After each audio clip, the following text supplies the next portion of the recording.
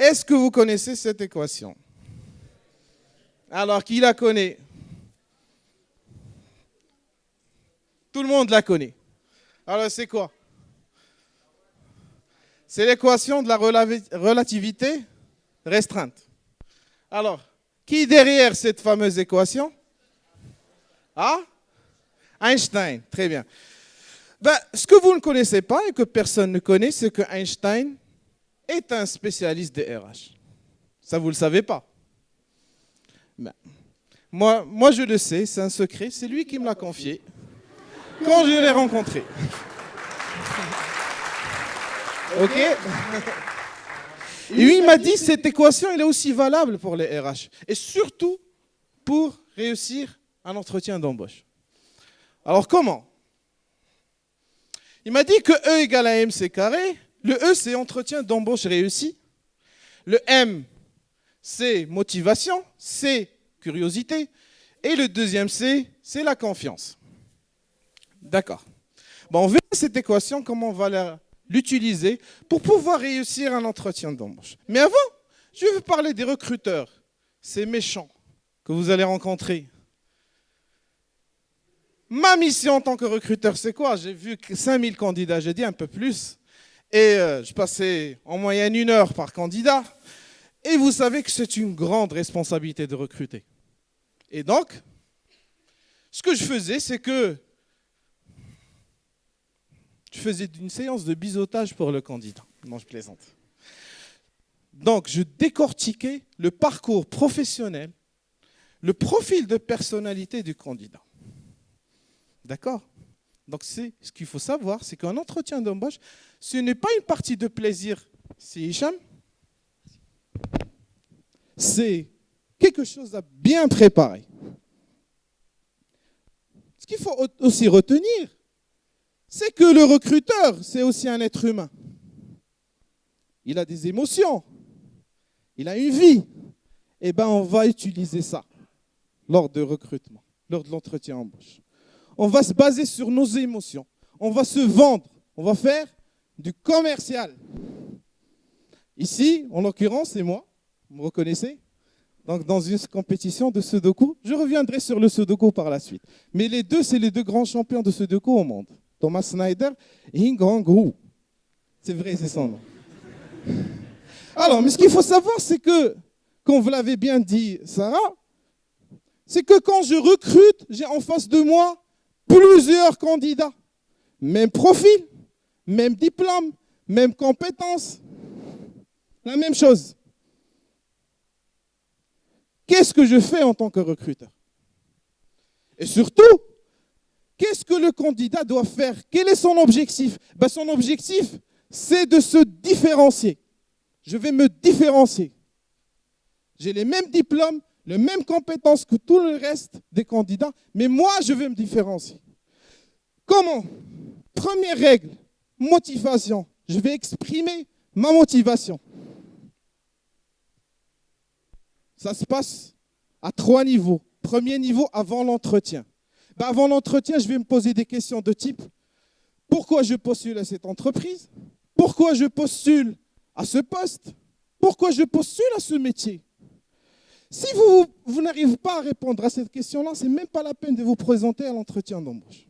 Parce que vous n'êtes pas sûr de votre choix. OK? Si vous êtes sûr de votre choix et que vous arrivez à répondre à ces questions-là, à ce moment-là, vous vous présentez. Et au moment de l'entretien, comment j'exprime ma motivation? J'exprime ma motivation par connaître le poste, connaître l'entreprise, ne pas hésiter à chaque fois à rappeler votre intérêt pour le poste, intérêt pour un challenge, intérêt pour une équipe, intérêt aussi pour une rémunération. C'est vrai ou c'est pas vrai? Je vous déconseille de parler rémunération dans un premier entretien. Et troisième axe, c'est ce qui se passe après l'entretien. Alors après l'entretien, je relance. Je relance le candidat, le recruteur. Il y a une personne ici qui se reconnaîtra, qui m'a envoyé pratiquement un mail par jour après avoir passé un entretien avec moi pour un stage et qui aujourd'hui travaille avec moi son projet de fin d'études. Et je trouvais que c'est une excellente chose de relancer, gentiment bien sûr, mais ça prouve une certaine motivation. Donc, première règle, c'est la motivation. Deuxième règle, c'est la curiosité. Et là, c'est un vrai problème. On va parler un peu culture générale. Alors, politique, qui reconnaît la personne. Très bien. Actualité marocaine. Ben Kiran. Économie. Ah, c'est très bien. Histoire. Ah, bah, c'est très bien alors.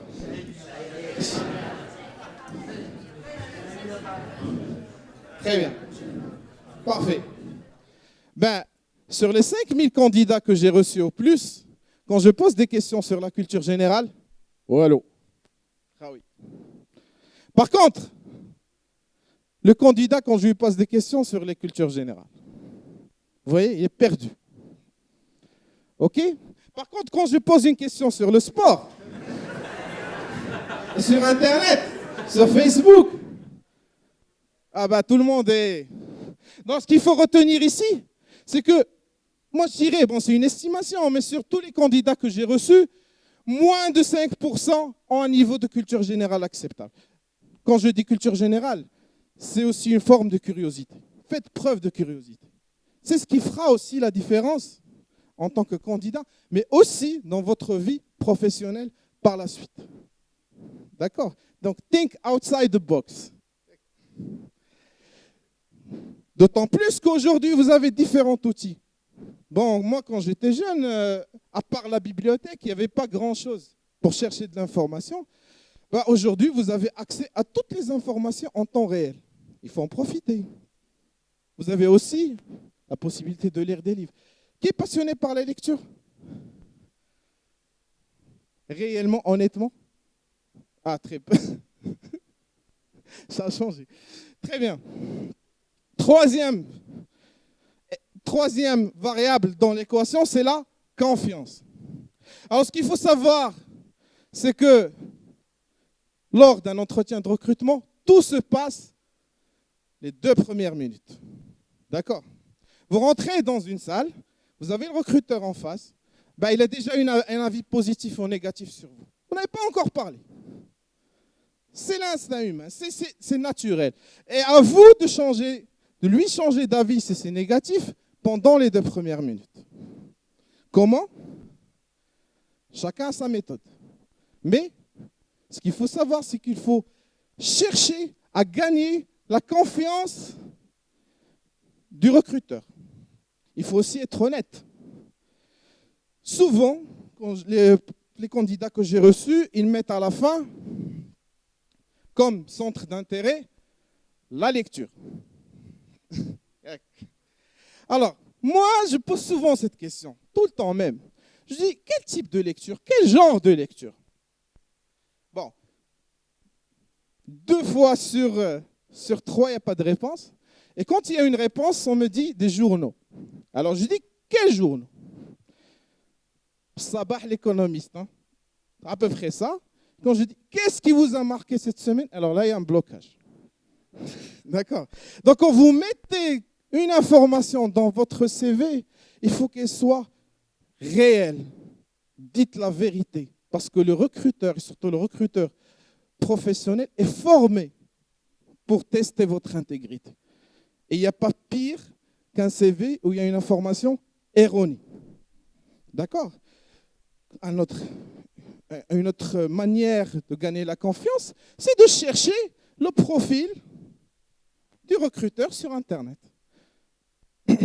Son parcours professionnel, son projet professionnel, ses centres d'intérêt.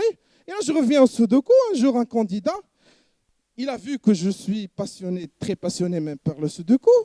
Quand je lui ai demandé ses centres d'intérêt, il a parlé de Sudoku. À ce moment, il a dit « Ah, mais la dernière fois, je vous ai vu dans une compétition, etc. » Et ça a créé quelque chose chez moi.